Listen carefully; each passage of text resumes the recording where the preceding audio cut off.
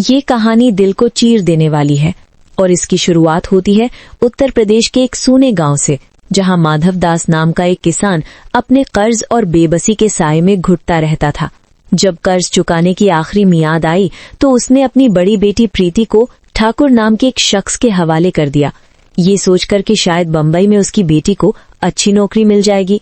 उसकी छोटी बेटी सोनिया, जो अपनी बहन से बेइंतहा प्यार करती थी, जब इस साजिश का पता चला तो उसका दिल टूट गया।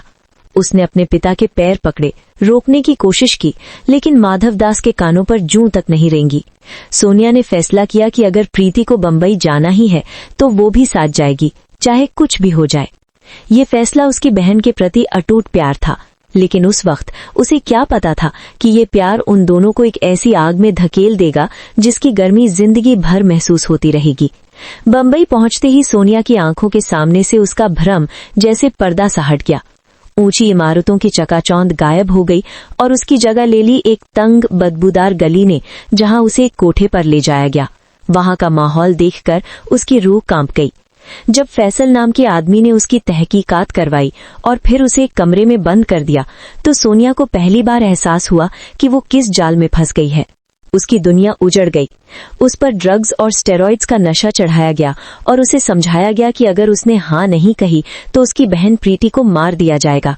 ये धमकी उसकी हिम्मत की आखिरी दीवार भी गिरा देने के लिए काफी थी। उसने खुद को एक बूढ़े आदमी के हवाले करते देखा, जबकि उसका दिल और दिमाग चीख रहा था। फिर उस दिन आया जब उसे प्रीति से मिलवाया गया। सोनिया ने सोचा था कि बहन को देखते ही उन दोनों में कोई रास्ता निकल आएगा, लेकिन प्रीति की आंखों में वो चमक, वो शरारत गायब थी।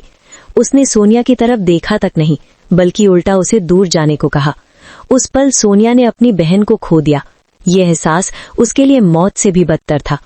कुछ वक्त बाद एक रोशनी की किरण दिखी जब विश्वास नाम के एक शख्स ने, जो असल में एक सामाजिक कार्यकर्ता था, उस कोठे पर छापा मारा। सोनिया के मन में उम्मीद जगी, लेकिन फैसल की धमकी और प्रीति की चिंता ने उसे उसी कोठे के एक गुप्त कमरे में छुप जाने पर मजबूर कर दिया। विश्वास चला गया और सोनिया की उम्मीद फिर टूट गई। फैसल ने फिर उसे और कई लड़कियों को ड्रग्स के नशे में धुत करके एक कंटेनर में बंद करवाकर विदेश भेज दिया। हांगकांग और फिर अमेरिका में सोनिया को एक डॉक्टर के पास ले जाया गया, जिसने उस पर बिना दर्द निवारक के एक दर्दनाक ऑपरेशन किया ताकि उसे फिर से कुंवारी बनाकर बेचा जा सके। उस पल का शारीरिक और मानसिक दर्द शब्दों से परे था। उसने जीने की इच्छा लगभग छोड़ दी थी जब तक कि अमेरिका में ही एक कमरे में उसे कंप्यूटर पर अपनी पुरानी ईमेल आईडी खोलने को नहीं मिली। उसमें उसके गांव के दोस्त अमर के मैसेज थे, जिसमें लिखा था, मैं तुम्हारा इंतजार करूंगा, मुझे पता है तुम लौट कर आओगी। अमर के ये साधारण शब्द सोनिया के लिए जीने का सहारा बन गए। आखिरकार एक पार्टी में उसकी मुलाकात माधुरी से हुई, वही औरत जिसने उसकी तहकीकात की थी। माधुरी की आंखों में एक गहरा सूनापन और थकान थी। उसने एक कांच का टुकड़ा उठाया और खुद को खत्म कर लिया। ये देखकर सोनिया स्तब्ध रह गई, लेकिन उसने माधुरी के आखिरी इशारे को समझ लिया, भाग जाओ, नहीं तो यही हश्र तुम्हारा भी होगा। डर और जिंदगी के प्रति एक नई हिचक के बीच सोनिया ने पल भर में फैसला किया और भाग खड़ी हुई। वो अमेरिका की सड़कों पर भटकती रही, कई दिन भूखी रही, कचरा खाया, लेकिन हार नहीं मानी। आखिरकार एक महिला संस्था ने उसे पनाह दी और वापस भारत भिजवा दिया। भारत लौटकर जब उसे विश्वास की संस्था में पता चला कि प्रीति ड्रग्स की लत में फंसकर कहीं भाग गई है, तो सोनिया का दिल एक बार फिर चूर चूर हो गया। उसने इतना सब कुछ सहा था सिर्फ अपनी बहन के लिए, और अब वो उससे दूर कहीं खो चुकी थी। उसके माता पिता मिलने आए। सोनिया ने अपनी माँ से जाकर गले लगकर खूब रोए, लेकिन उसने अपने पिता माधव दास की तरफ आंख उठाकर भी नहीं देखा। उसकी नजरों में सवाल था जिसका कोई जवाब नहीं था। माधव दास बिना कुछ कहे शर्म और पछतावे से भरा वापस चला गया। अब सोनिया उस संस्था में रहती है जहां उस जैसी कई टूटी हुई जिंदगियां रहती हैं। वो रोज अपनी ईमेल आईडी चेक करती है, प्रीति को मैसेज भेजती रहती है, प्रीति कहाँ हो तुम, वापस आ जाओ।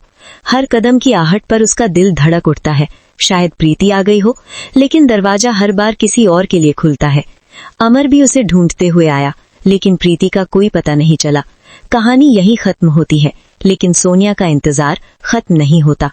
ये सिर्फ एक कहानी नहीं है, बल्कि उन हजारों सोनियाओं और प्रीतियों की आवाज है जो हर साल गुमनामी के अंधकार में खो जाती हैं और जिनका इंतजार करने वाला कोई नहीं होता। बस इतना ही दोस्तों। कमेंट करके अपनी राय बताइए, वीडियो को लाइक कीजिए और मूवी एक्सप्लिकेट को सब्सक्राइब करना बिल्कुल मत भूलिएगा। हम जल्द ही मिलेंगे एक नई वीडियो के साथ। अलविदा।